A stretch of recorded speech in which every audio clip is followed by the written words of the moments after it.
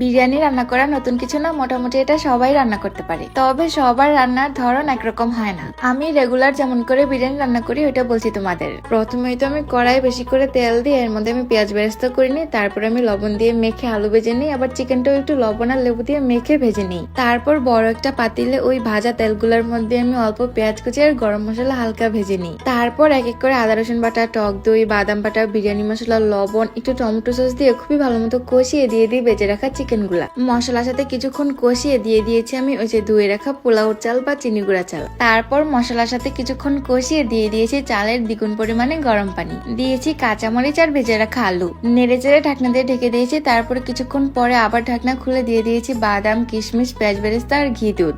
এখন আর তেমন কোনো কাজ নেই, এখন আমি দমে দিয়ে রাখবো প্রায় 20 মিনিট মতো। তারপর ঢাকনা খুলে গরম গরম খাবার পালা। তো এই তো মাশাআল্লাহ, আমার এই বিরিয়ানিটা কিন্তু খুবই মজা হয়।